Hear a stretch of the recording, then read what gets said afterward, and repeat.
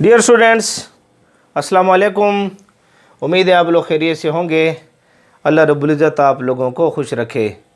देखें, आप लोगों के इल्म में है कि हमने एटॉमिक स्ट्रक्चर को स्टार्ट लिया हुआ है और एटॉमिक स्ट्रक्चर के ऊपर तकरीबन हमारे 10 हैं, 11 हैं या 12 लेक्चर आ चुके हैं आप लोगों के सामने। आप हमारे चैनल की प्लेलिस्ट पर जाएं और वहाँ चेक करें, इंशाअल्लाह लजीज़ आपको प्लेलिस्ट मिल जाएगी। आज का बड़ा इम्पॉर्टेंट टॉपिक आप लोगों के सामने मैं लाया हूँ। Bohr's model of an atom. Hydrogen atom की बुनियाद के ऊपर बोहर ने अपना मॉडल पेश किया था। तो बोहर के मॉडल को आज हम डिस्कस करेंगे। लेक्चर का स्टार्ट लेते हैं, हमारे साथ जुड़े रहें। मेरा नाम है ग़ुलाम नबी और आप देख रहे हैं हमारा प्यारा सा खूबसूरत सा चैनल केमिस्ट्री वाला। Bohr model of an atom जो आपके सामने मौजूद है, इसमें असल में बोहर मॉडल ने जो सबसे बड़ा काम किया था, इसने ये किया था कि जो रदरफोर्ड एटॉमिक मॉडल था, Rutherford atomic model, Rutherford atomic जो मॉडल था, उसमें जो डिफेक्ट्स थे, डिफेक्ट्स यानी रदरफोर्ड एटॉमिक मॉडल में जो खामियां थे, डिफेक्ट्स थे, बोहर एटॉमिक मॉडल ने ये किया कि इन डिफेक्ट्स को क्या किया, रिमूव्ड किया। इसके अंदर जो डिफेक्ट लगे हुए थे ना, उन डिफेक्ट को क्या किया, बोहर एटॉमिक मॉडल ने ये कमाल किया कि जो रदरफोर्ड एटॉमिक मॉडल में जो खामियां लगी हुई थी ना, उन सारे खामियों को, डिफेक्ट को रिमूव करने के लिए बोहर ने अपना मॉडल पेश किया। सॉरी, देखिए रदरफोर्ड एटॉमिक मॉडल जो था 1911 में ये डिस्कस कर रहा था न्यूक्लियस को, न्यूक्लियस को डिस्कस कर रहा था, न्यूक्लियस को। और इसने जो एटम का हमें सिस्टम दिया था ना, इसने कहा जिस तरह एक सोलर सिस्टम होता है, सोलर सिस्टम, और उस सोलर सिस्टम में हम ये देखते हैं कि जो सन है, सन इसके आसपास इलेक्ट्रॉन जो हैं, इसके आसपास सियारे यानी अर्थ, सन, और यहाँ इसको अर्थ ले लें, अर्थ ज़मीन, ये सूरज के आसपास जिस तरीके से ज़मीन गर्दिश करती है, यानी प्लैनेट्स सूरज के आसपास क्या करते हैं, गर्दिश करते हैं। इस तरीके उसने कहा कि ये जो न्यूक्लियस है, न्यूक्लियस, इसके आसपास इलेक्ट्रॉन जो हैं ये क्या करते हैं, गर्दिश करते हैं। रदरफोर्ड का जो कंसेप्ट था वो ये बुनियाद, किस बुनियाद के ऊपर था कि electron revolve around the nucleus. तो ये न्यूक्लियस को डिस्कस करता था और ये कहता था कि जो इलेक्ट्रॉन्स हैं, इलेक्ट्रॉन्स ये रिवॉल्व करते हैं around the nucleus, around the nucleus. Nucleus के आसपास इलेक्ट्रॉन जो हैं ये क्या करते हैं, गर्दिश करते रहते हैं। Just like a solar system, just like a solar system, निज़ाम शमसी जो हमारे पास मौजूद है सोलर सिस्टम में, कि जिसमें जो प्लैनेट्स हैं, प्लैनेट्स ये रिवॉल्व करते हैं अराउंड सन। इसी तरीके से उसने क्या कहा कि ये जो इलेक्ट्रॉन है ये रिवॉल्व करते हैं अराउंड द न्यूक्लियस, न्यूक्लियस के आसपास रिवॉल्व करते रहते हैं। तो इसके जो मेन डिफेक्ट थे ना, मेन डिफेक्ट, एक जो इसके ऊपर बहुत बड़ा एतराज़ था, वो उस वक्त की एक मशहूर थ्योरी थी, जिस थ्योरी ने इसके ऊपर ये एतराज़ किया था। उस थ्योरी को क्लासिकल लॉज ऑफ फिज़िक्स, जिसको हम नाम देते हैं क्लासिकल लॉज ऑफ फिज़िक्स, यानी उस वक्त ज़माने में हमारे पास मौजूद थे क्लासिकल लॉज ऑफ फिज़िक्स, हमारे पास मौजूद थे क्लासिकल लॉज ऑफ फिज़िक्स, हमारे पास थे। फिज़िक्स के बड़े क्लासिकल लॉज हमारे पास, पुराने हमारे पास लॉज मौजूद थे फिज़िक्स के। और वो लॉ ये कहते थे कि न्यूक्लियस के आसपास जब कोई चीज़ हरकत में होगी, इलेक्ट्रॉन जैसे हरकत में है, और यहाँ पर देख रही हैं कि इनके अंदर जो है डायरेक्शन जो है वो क्या हो रही है, चेंज हो रही है। जब इलेक्ट्रॉन न्यूक्लियस के आसपास गर्दिश करेंगे तो इलेक्ट्रॉन टेंजेंट टू सर्कल रहेंगे, तो डायरेक्शन चेंज होगी। जब टेंजेंट टू सर्कल रहेंगे, यानी ये जो आपको नज़र आ रहा है इसको टेंजेंट टू सर्कल का मतलब यूज़ करते हैं। जब इलेक्ट्रॉन टेंजेंट टू सर्कल रहेंगे तो इसकी डायरेक्शन चेंज होगी, और डायरेक्शन चेंज होगी तो यहाँ पर एक्सेलरेशन पैदा होगी, एक्सेलरेशन प्रोड्यूस्ड, यहाँ हमारे पास एक्सेलरेशन पैदा होगी। और जब भी एक्सेलरेशन पैदा होगी तो हम ये देख रहे थे, क्लासिकल जो कंसेप्ट थे वो कहते थे कि इससे एनर्जी जो है ये लूज़ होगी। क्लासिकल कंसेप्ट क्या कहते थे, उम्मीद आप लोगों को नज़र आ रहा होगा कि इससे जो एनर्जी जो है, ये एनर्जी जो है बिल्कुल क्लियर नज़र आ रहा है, ये लूज़ होगी। क्लासिकल कंसेप्ट हमें कह रहे हैं। और ये इलेक्ट्रॉन जब एनर्जी को लूज़ करेंगे, यानी ये इलेक्ट्रॉन है और यहाँ से एनर्जी को, ये इलेक्ट्रॉन यहाँ पर आया और यहाँ से एनर्जी को लूज़ करेगा, एनर्जी को लूज़ करेगा। ये इलेक्ट्रॉन जब यहाँ पर था तो यहाँ से एनर्जी को लूज़ करेगा, ये इलेक्ट्रॉन यहाँ पर है तो यहाँ से एनर्जी को क्या करेगा, लूज़ करेगा। तो इलेक्ट्रॉन जब न्यूक्लियस के आसपास घूमता है ना तो एनर्जी को लूज़ करेगा। ये कौन कह रहा है? Classical laws of physics. जब भी कोई चीज़ कंटिन्यूअस मोशन में होगी और उसमें एक्सेलरेशन पैदा हो रही है तो क्लासिकल लॉज ऑफ फिज़िक्स क्या कहती है सॉरी, कि इससे एनर्जी रिलीज़ होगी। यानी ये लॉज ये कह रहे हैं आपके पास कि अगर कोई चीज़ कंटिन्यूअस मोशन में है, कंटिन्यूअस मोशन में है,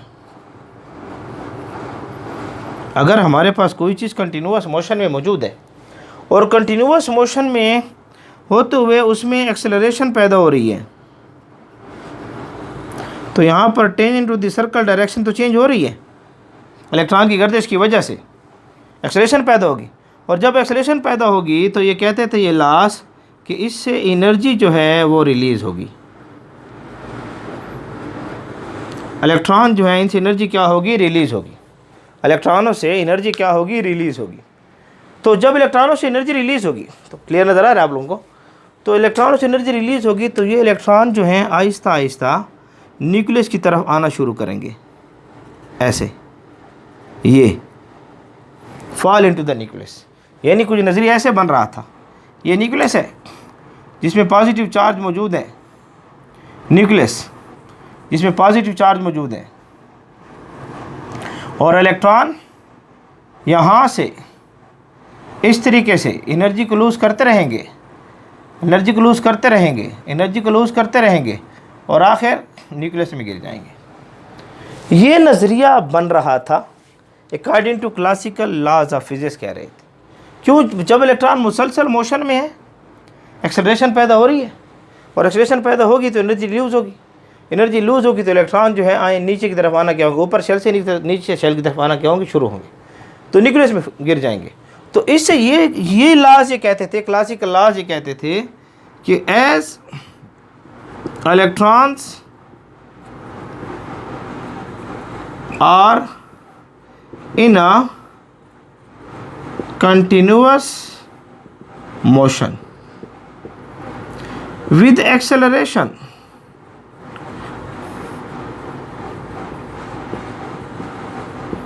कंटिन्यूअस मोशन में भी है, एक्सेलरेशन भी पैदा हो रही है। इस वजह से इलेक्ट्रॉन जो है लूज, यहाँ इसको विद समझें, ठीक है। इस वजह से इलेक्ट्रॉन जो है ये क्या करेंगे, इलेक्ट्रॉन जो है लूज एनर्जी, एनर्जी को लूज करेंगे और रिजल्ट क्या होगा, फॉल इनटू द न्यूक्लियस। ये इलेक्ट्रॉन जाकर न्यूक्लियस में क्या हो जाएंगे, गिर जाएंगे। और जब इलेक्ट्रॉन न्यूक्लियस में गिरेंगे इसका रिजल्ट क्या होगा, इसका नतीजा क्या निकलेगा, इसका सबसे बेहतरीन रिजल्ट निकलेगा एटम कोलैप्स। एटम क्या होगा, कोलैप्स होगा। मैं डिस्कस कर रहा हूँ इसका डिफेक्ट रदरफोर्ड एटॉमिक मॉडल का।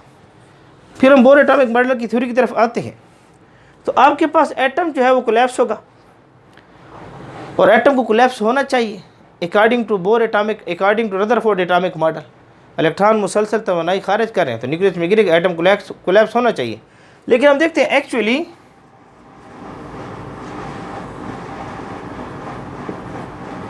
That will not happen. हम देख रहे हैं कि हकीकत में ऐसा नहीं होता। Atom can not collapse, atom collapse नहीं हो रहा। अब इसका जवाब रदरफोर्ड के पास मौजूद नहीं था, उसके कोलीग्स के पास मौजूद नहीं था। इसके जवाब के लिए हमारे पास जो मॉडल आया है ना, वो क्या है? Bohr's atomic model. Bohr's atomic model हमारे पास आया, ये बोर्स एटॉमिक मॉडल। एक ये हमारे पास जो था सबसे बड़ा डिफेक्ट था, और इस डिफेक्ट को ख़त्म करने के लिए हमारे पास क्या है? बोर्स एटॉमिक मॉडल हमारे पास आया। दूसरा एक डिफेक्ट भी था कि हमारे पास लाइन स्पेक्ट्रम है या कंटिन्यूअस स्पेक्ट्रम है। लाइन स्पेक्ट्रम या कंटिन्यूअस स्पेक्ट्रम असल में जो हमारे पास रदरफोर्ड एटॉमिक मॉडल था, रदरफोर्ड एटॉमिक मॉडल था, एटॉमिक मॉडल, उसके लिहाज से हमारे पास जो स्पेक्ट्रम आना चाहिए, स्पेक्ट्रम वो कंटिन्यूअस होना चाहिए, कंटिन्यूअस स्पेक्ट्रम होना चाहिए। जब मैं स्पेक्ट्रम का टॉपिक पढ़ाऊंगा इंशाल्लाह तफसीलन, इस चैप्टर में स्पेक्ट्रम का टॉपिक आएगा तो वहाँ पर स्पेक्ट्रम हम इसको डिस्कस करेंगे। लेकिन हम ये देखते हैं कि हमारे पास कंटिन्यूअस स्पेक्ट्रम नहीं होता। रदरफोर्ड के मुताबिक स्पेक्ट्रम कंटिन्यूअस आना चाहिए। ये कौन कह रहा है? रदरफोर्ड कह रहा है। लेकिन एक्चुअली हम देख रहे हैं कि we obtain line spectrum.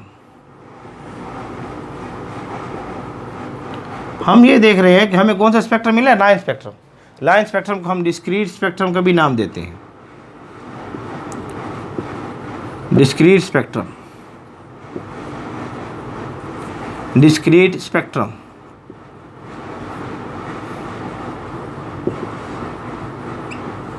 Discrete spectrum line spectrum हमें मिलता है।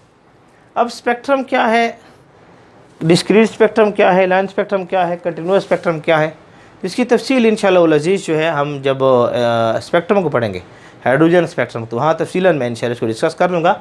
सर दस आपके दिमाग में ये क्लियर हो कि रदरफोर्ड एटॉमिक मॉडल में वो कहता था कि उसके लिहाज से स्पेक्ट्रम क्या आना चाहिए? कंटिन्यूअस स्पेक्ट्रम आना चाहिए, क्योंकि इलेक्ट्रॉन मुसलसल गर्दिश में है, मुसलसल तवानाई खारिज कर रहा है, और इसलिए स्पेक्ट्रम भी मुसलसल कंटिन्यूअस हमारे पास आना चाहिए।